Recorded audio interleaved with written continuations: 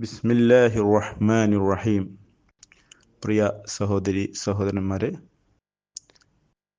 ഇന്നലത്തെ ക്ലാസിന്റെ തുടർച്ച. എന്നിട്ട് ഈസാ അലൈഹി ഇസ്ലാം ആദ്യമായിട്ട് വെളിപ്പെടുത്തുന്നത്, തന്നെ കുറിച്ച് പറയുന്നത് എന്താണ്?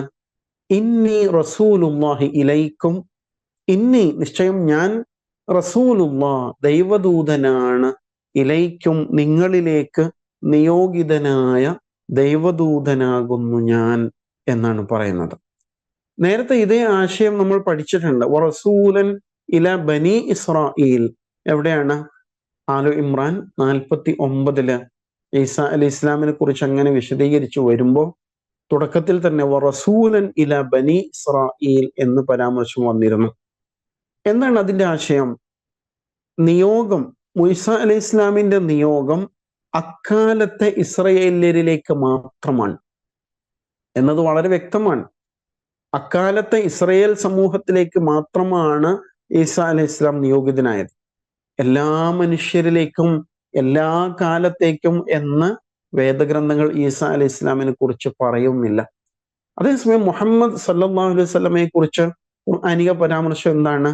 റഹ്മത്തുല്ലിൽ ആലമീൻ, സർവലോകത്തിനും അനുഗ്രഹമാണ്, കാരുണ്യമാണ്. കാഫത്തൽ ലിന്നാസ് ബശീറൻ വനദീറ, സകല മനുഷ്യർക്കും സാർവകാലികവും സാർവലൗകികവുമായ, അല്ലെ, സാർവജനീനമായ എന്നൊക്കെ പറയില്ലേ, എല്ലാ കാലത്തേക്കും എല്ലാ ലോകത്തേക്കും എല്ലാ ജനങ്ങളിലേക്കും ആണ് റസൂൽ സല്ലല്ലാഹു അലൈഹി വസല്ലം ആഗതനായത്. കാരണം അന്ത്യപ്രവാചകനാണ്. ഇനിയൊരു വേദമോ ഒരു ദൂതനോ ആഗതമാവുകയില്ല എന്ന സൂചന കൂടി അത് നൽകുന്നുണ്ട്. എന്നാൽ ഈസാ അലൈഹി ഇസ്ലാമിന്റെ നിയോഗം ഇന്നി റസൂലുള്ളാഹി ഇലൈക്കും എന്നതിൽ വളരെ വ്യക്തമാണ്. യേശു തന്നെ പ്രസ്താവിക്കുന്നുണ്ട്, ഇസ്രയേലിന്റെ വഴിതെറ്റിയ ആടുകളെ അന്വേഷിക്കാൻ മാത്രമാകുന്നു ഞാൻ വന്നത്. ഇസ്രയേലിന്റെ വഴിതെറ്റിയ ആടുകളെ അന്വേഷിക്കാൻ മാത്രമാകുന്നു ഞാൻ വന്നത്. വഴിതെറ്റിയ ആടുകൾ എന്നത് ബൈബിളിന്റെ സവിശേഷമായൊരു പ്രയോഗമാണ്, അല്ലെ. ഇടയനും കുഞ്ഞാടുകളും എന്ന് പറയുമ്പോൾ ദൈവദൂതനും അനുയായികളും, അല്ലെങ്കിൽ ഒരു പ്രബോധകനും തൻ്റെ പ്രബോധിത സമൂഹവും എന്നുള്ള ആശയമാണ് അതിൽ വരുന്നത്. അത് വളരെ വ്യക്തമാണ്. അഥവാ ഇനിയൊരു പ്രവാചകൻ വരുന്നത് വരെ മാത്രമാണ് എൻ്റെ ദൗത്യം എന്ന് ഈസാ അലൈഹി ഇസ്ലാം വ്യക്തമായി തന്നെ ബോധ്യപ്പെടുത്തുന്നുണ്ട് എന്ന് മനസ്സിലാക്കാൻ സാധിക്കും. പിന്നീട് എന്തായി? പിന്നീട് ക്രിസ്തു മതം എന്ന രൂപത്തില് സെന്റ് പോളിന്റെ കാലത്ത് അത് ആ രൂപത്തിൽ ഒരു വ്യവസ്ഥാപിത സ്ഥാപനവൽകൃത മതമായിട്ട് രൂപപ്പെടുത്തി. അങ്ങനെ അത് പിന്നീട് വ്യാപിക്കുകയാണ്. വർഗ വർണ്ണ ദേശ ഭാഷകളെയൊക്കെ അതിലംഘിച്ചുകൊണ്ട് അത് വികസിച്ചു, ലോകത്തേക്ക് വ്യാപിച്ചു. അപ്പൊ എന്ത് സംഭവിച്ചു?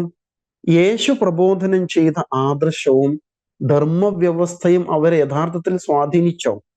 ഇല്ല എന്ന് പറയണം. പിന്നീട് അധികാരത്തിന് വേണ്ടിയും മറ്റു പലതരത്തിലുള്ള സംഘർഷാവസ്ഥകൾ ഉണ്ടാകുന്നുണ്ട്. യേശു അവർക്ക് പിന്നീട് ഒരു മാതൃകാ വ്യക്തിത്വം ആണ് എന്നതിനപ്പുറത്ത് മറ്റൊരവസ്ഥയിലേക്ക് മാറുകയാണ്. എന്താ സംഭവിച്ചത്? ഒരു ആരാധനാ വിഗ്രഹമായിട്ട് മാറി എന്നതാണ് പിന്നീട് കാണാൻ സാധിക്കും. യേശുവിൽ പിന്നീട് അവരുടെ കാലികമായ പ്രശ്നങ്ങൾക്കുള്ള പരിഹാരങ്ങൾ കണ്ടെത്താൻ അവർക്ക് കഴിഞ്ഞോ? ഇല്ല. തത്വത്തിൽ യേശു ചില സിദ്ധാന്തങ്ങൾ ആവിഷ്കരിച്ചിട്ടുണ്ട്. അതേസമയത്ത് പ്രായോഗിക രംഗത്തേക്ക് വരുമ്പോൾ അവരിലെ പൗരോഹിത്യത്തെ തന്നെ തുടച്ചു നീക്കാൻ അവർക്ക് കഴിയുന്നില്ല. അവർ അടിമപ്പെട്ടു പോയ പലിശയിൽ നിന്ന്, മദ്യത്തിൽ നിന്ന് മുക്തമാവാൻ അവർക്ക് സാധിക്കുന്നില്ല. ചൂതാട്ടത്തിന്റെ അപ്പോസ്തലന്മാരായിട്ട് അവർ മാറുന്നു.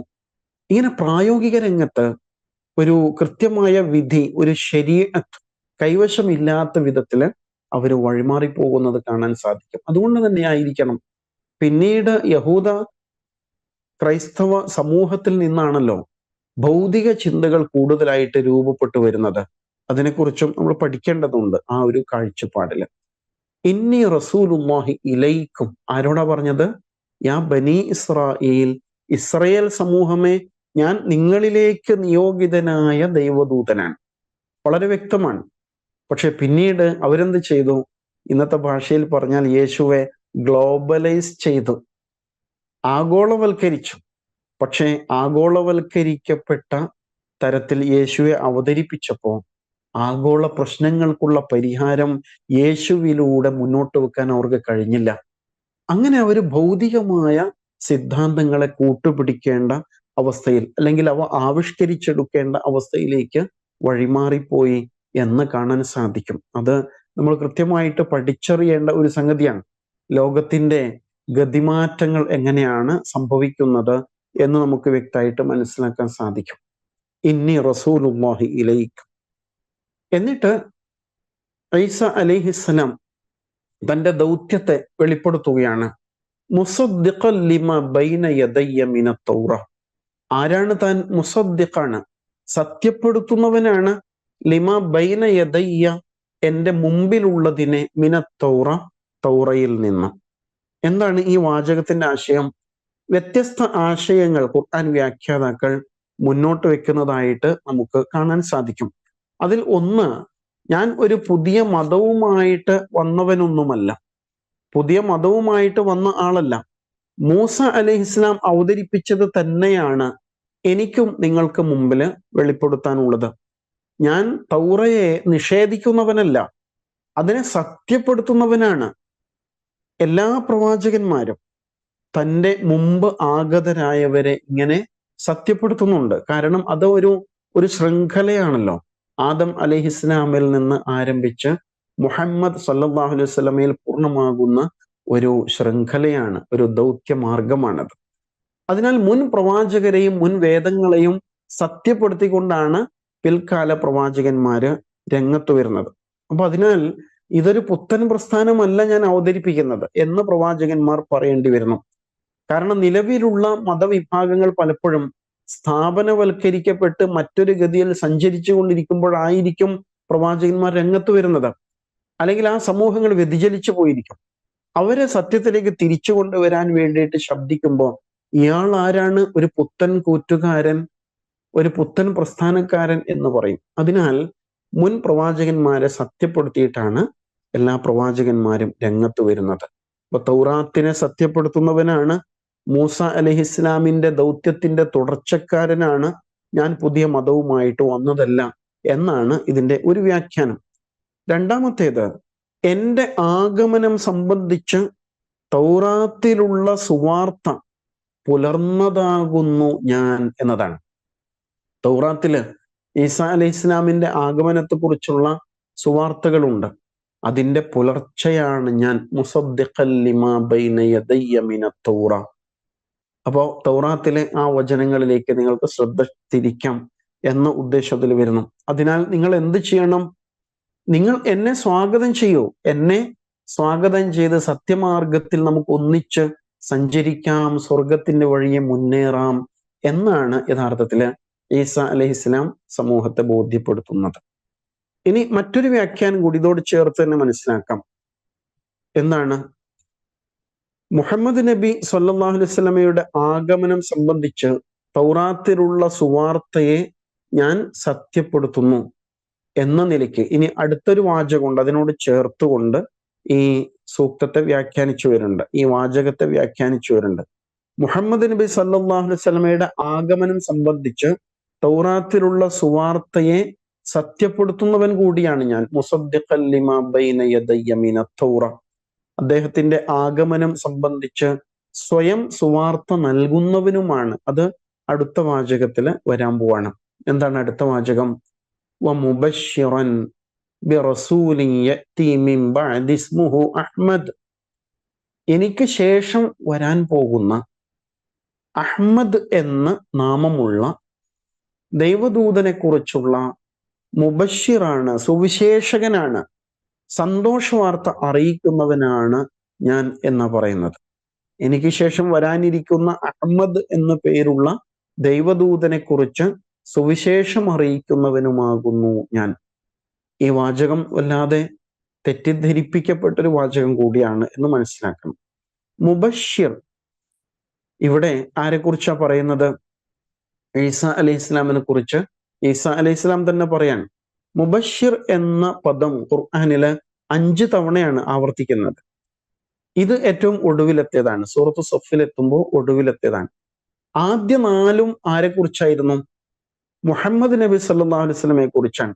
മുഹമ്മദ് നബി സല്ലല്ലാഹു അലൈഹി വസല്ലമയുടെ ദൗത്യ വിശേഷണമായിട്ടാണ് വന്നിരിക്കുന്നത്. മുബശ്ശിറൻ വ നദീറ, മുബശ്ശിറൻ വ നദീറ. 4 സ്ഥലങ്ങളിലും ആ ശൈലിയിലാണ് പ്രയോഗം വന്നത്. ഇവിടെ മാത്രമാണ് ഈസാ അലൈഹി ഇസ്ലാമിനെ കുറിച്ച് മുബശ്ശിർ എന്ന വാക്ക് പ്രത്യേകമായിട്ട് പ്രയോഗിച്ചിരിക്കുന്നത്. എന്തിനാണ് ഇത് ഉപയോഗിച്ചത്? വരാനിരിക്കുന്ന അഹ്മദ് എന്ന ദൈവദൂതനെ കുറിച്ച് സന്തോഷവാർത്ത അറിയിക്കുന്നവൻ എന്ന നിലയ്ക്ക് പരാമർശിക്കുവാൻ വേണ്ടി മാത്രമാണ് ഈസാ അലൈഹി ഇസ്ലാമിനെ ഇവിടെ മുബശ്ശിർ എന്ന് സവിശേഷമായിട്ട് എടുത്തു പറഞ്ഞത് എന്നും നാം പ്രത്യേകിച്ച് മനസ്സിലാക്കേണ്ടതുണ്ട് എന്നുള്ളതാണ്. ഇവിടെ ഒന്നുകൂടി എടുത്തു പറയുമ്പോൾ മുസദ്ദിഖൻ ലിമാ ബൈന യദയ്യ മിനത്ത് തൗറ എന്ന വാചകമുണ്ടല്ലോ, അതൊന്നുകൂടി വിശകലനം ചെയ്താൽ മറ്റൊരാശയം കൂടി അതിൽ ഒളിഞ്ഞു കിടക്കുന്നുണ്ട്. എനിക്ക് മുമ്പ് ആഗതമായ തൗറാത്തിനെ സത്യപ്പെടുത്തുന്നവനാണ് ഞാൻ എന്ന് വന്നു. മറ്റൊരു വ്യാഖ്യാനം, തൗറാത്തിൽ നിന്ന് തൻ്റെ മുമ്പിൽ അവശേഷിച്ചതിനെ സത്യപ്പെടുത്തുന്നവനായിട്ടാണ് ഞാൻ വന്നത്. തൗറാത്തിൽ നിന്ന് എൻ്റെ മുമ്പിൽ ഇപ്പൊ ഒറിജിനലായിട്ട് അവശേഷിച്ചത് എന്താണോ അതിനെ സത്യപ്പെടുത്തുന്നവനാണ്. കാരണം തൗറയില് കൈകടത്തലുകൾ നടന്നിരിക്കുന്നു. യുഹർരിഫൂനൽ കലിമ അൻ മവാദിഇ, വചനങ്ങളെ സ്ഥാനത്ത് നിന്ന് അസ്ഥാനത്തേക്ക് മാറ്റി പ്രതിഷ്ഠിച്ചിരിക്കുന്നു. ഇങ്ങനെയൊക്കെ സംഭവിച്ചിട്ടുണ്ട്. അതിനാൽ തൗറാത്തിൽ നിന്ന് തൻ്റെ മുമ്പിൽ അവശേഷിച്ചതിനെ സത്യപ്പെടുത്തുന്നവനായിട്ട് എന്നും വ്യാഖ്യാനമുണ്ട്. അപ്പോൾ യഥാർത്ഥ തൗറാത്തിൽ നിന്ന് അക്കാലത്ത് അവശേഷിച്ച ഭാഗങ്ങൾ മാത്രമേ ഈസാ അലൈഹി ഇസ്ലാം സത്യപ്പെടുത്തുന്നുള്ളൂ എന്ന് മനസ്സിലാക്കണം. ഈസാ അലൈഹി ഇസ്ലാമിന്റെ മുഖ്യ ദൗത്യം അപ്പോ 2 എണ്ണമായിരുന്നു അല്ലെ? ഒന്ന് എന്താണ്? പൂർവ പ്രവാചകന്മാരുടെ ആദർശം പ്രബോധനം ചെയ്യുക എന്നതാണ്. പൂർവ വേദമായ തൗറാത്തിനെ പിന്തുടരുക എന്നതാണ്. പിന്നെ വരുന്നത് എന്താണ്? വരാനിരിക്കുന്ന ദൈവദൂതനെ കുറിച്ചുള്ള സുവാർത്ത അറിയിക്കുക കൂടിയാണ് എന്ന് നമുക്ക് മനസ്സിലാക്കാൻ സാധിക്കുന്നുണ്ട്. ഈസാ അലൈഹിസ്സലാം റസൂലുള്ളാഹിയുടെ ആഗമനത്തെ വെളിപ്പെടുത്തുന്നു എന്ന് മനസ്സിലാക്കാം.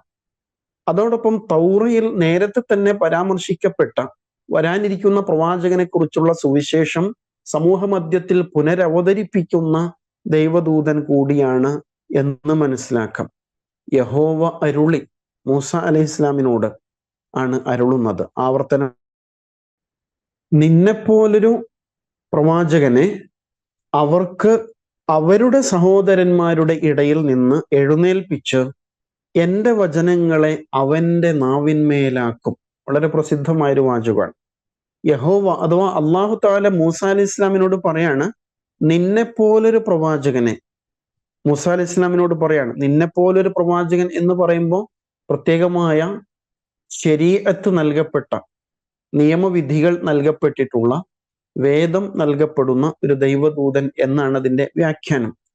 അവർക്ക് അഥവാ നിങ്ങൾക്ക് എന്നല്ല, അവർക്ക് എന്ന് പറയുമ്പോൾ മറ്റൊരു സമൂഹത്തെയാണല്ലോ ഉദ്ദേശിക്കുന്നത്. അവരുടെ സഹോദരന്മാരുടെ ഇടയിൽ നിന്ന് എഴുന്നേൽപ്പിച്ച് എൻ്റെ വചനങ്ങളെ അവൻ്റെ നാവിന്മേൽ ആക്കും. അപ്പൊ അവിടെ നമ്മൾ ഇബ്രാഹിം അലൈഹിസ്ലാമിന്റെ സന്തതി പരമ്പരകളെ കുറിച്ച് ഓർക്കണം. ഇസ്രായേൽ എന്നുള്ള പ്രയോഗം യാക്കൂബ് അലൈഹി ഇസ്ലാമുമായി ബന്ധപ്പെട്ടാണല്ലോ വരുന്നത്. യാക്കൂബ് അലൈഹി ഇസ്ലാമിന്റെ പിതാവ് ഇസ്ഹാഖ് അലൈഹി ഇസ്ലാം ആണ്. ഇസ്ഹാഖ് അലൈഹി ഇസ്ലാമിന്റെ പിതാവാണ് ഇബ്രാഹിം അലൈഹി ഇസ്ലാം. ആ ഇബ്രാഹിം അലൈഹി ഇസ്ലാമിന്റെ മറ്റൊരു കുടുംബ പരമ്പരയാണല്ലോ ഇസ്മായിൽ അലൈഹി ഇസ്ലാമിൻ്റെത്. ഹാജറ ബീവിയില് ഉള്ള ഇസ്മായിൽ അലൈഹി ഇസ്ലാമിൽ നിന്ന് ആരംഭിക്കുന്നത്. അപ്പോൾ അവർ എന്ന് പറയുമ്പോൾ ഇസ്രയേല്യനായ മൂസ അലൈഹി ഇസ്ലാമിനോട് അവരുടെ സഹോദരങ്ങൾ എന്നൊക്കെ പറയുമ്പോൾ ഉദ്ദേശിക്കുന്നത് ഇസ്മായിൽ അലൈഹി ഇസ്ലാമിന്റെ കുടുംബ പരമ്പരയാണ് എന്ന് മനസ്സിലാക്കുന്നു. നിന്നെപ്പോലൊരു പ്രവാചകനെ അവർക്ക് അഥവാ ഇസ്മായിൽ പരമ്പരയില് അവരുടെ സഹോദരന്മാരുടെ ഇടയിൽ നിന്ന് എഴുന്നേൽപ്പിച്ച്, ഇസ്മായിൽ പരമ്പരയില് പിന്നീട് വരുന്ന പ്രവാചകൻ മുഹമ്മദ് സല്ലല്ലാഹു അലൈഹി വസല്ലം എൻ്റെ വചനങ്ങളെ അവൻ്റെ നാവിന്മേൽ ആക്കും. വളരെ സുന്ദരമായൊരു പ്രയോഗമാണ്. ദൈവിക വചനങ്ങളെ അവന്റെ നാവിന്മേൽ അഥവാ മുഹമ്മദ് സല്ലല്ലാഹു അലൈഹി വസല്ലമയുടെ നാവിന്മേൽ ആക്കും എന്നാ പറഞ്ഞത്. തുടർന്ന് പറയുന്നുണ്ട്, അവൻ എൻ്റെ നാമത്തിൽ പറയുന്ന എൻ്റെ വചനങ്ങൾ യാതൊന്നെങ്കിലും കേൾക്കാതിരുന്നാൽ അവനോട് ഞാൻ ചോദിക്കും എന്ന് പറയുന്നു. ഇത് വളരെ വ്യക്തമായിട്ട് വരാനിരിക്കുന്ന ദൈവദൂതനെ കുറിച്ചുള്ള ഒരു സൂചനയാണ് എന്ന് മനസ്സിലാക്കാൻ സാധിക്കും. ഈ ശൈലിയിലുള്ള പരാമർശങ്ങൾ വേറെയും നമുക്ക് ബൈബിളിൽ കണ്ടെത്തുവാൻ സാധിക്കുന്നുണ്ട് എന്നും മനസ്സിലാക്കേണ്ടതാണ്. വിശദാംശങ്ങൾ നമുക്ക് പിന്നീട് പരാമർശിക്കാം. വമുബശ്ശിറൻ ബിറസൂലിൻ യഅതി മിൻ ബഅദി, ഈസാ അലൈഹി സ്വലാം പറയാണ്, എനിക്ക് ശേഷം വരാൻ പോകുന്ന ദൈവദൂതനെ കുറിച്ച് സുവാർത്ത അറിയിക്കുന്നവനാണ് ഞാൻ. ഇസ്മുഹു അഹ്മദ്, അഹ്മദ് എന്നാണ് അദ്ദേഹത്തിന്റെ പേര്. നബി സല്ലല്ലാഹു അലൈഹി വസല്ലമയുടെ പേരുകളിൽ ഒന്നാണല്ലോ അഹ്മദ്. ആ പേരിനെ കുറിച്ചും വിമർശനമുണ്ട്, മുഹമ്മദ് എങ്ങനെ അഹ്മദ് ആകും എന്നുള്ളത്. ഏറെ സ്തുതിക്കുന്നവൻ എന്നാണ് അഹ്മദിന്റെ ഒരർത്ഥം. മറ്റൊന്ന് ഏറെ പ്രശംസിക്കപ്പെട്ടവൻ എന്നുമാണ്. ഹദീസിൽ വരുന്നുണ്ടല്ലോ, അന മുഹമ്മദുൻ വ അന അഹ്മദുൻ എന്ന് പറഞ്ഞുകൊണ്ട് ഹദീസ് കാണാം. ഞാൻ മുഹമ്മദാണ്, ഞാൻ അഹ്മദാണ്, ഞാൻ ഹാഷിറാണ്, ഒരുമിച്ച് കൂട്ടുന്നവനാണ് എന്ന് പറയുന്ന ഹദീസ് നമുക്ക് കാണാൻ സാധിക്കും. മുഹമ്മദ് നബി സല്ലല്ലാഹു അലൈഹി വസല്ലമയ്ക്ക് അല്ലാതെ മറ്റാർക്കും ഈ പ്രവചനം യോജിക്കില്ല. പക്ഷെ അവര് പലതരത്തിൽ അതിനെ ദുർവ്യാഖ്യാനം ചെയ്തതായിട്ട് കാണാൻ സാധിക്കുന്നു. ഇന്നത്തെ ക്ലാസ് അവസാനിക്കുകയാണ്. അള്ളാഹു നാം ഏവരെയും അനുഗ്രഹിക്കുമാറാകട്ടെ. വ ആഖിർ ദഅവാന അനിൽ ഹംദുലില്ലാഹി റബ്ബിൽ ആലമീൻ.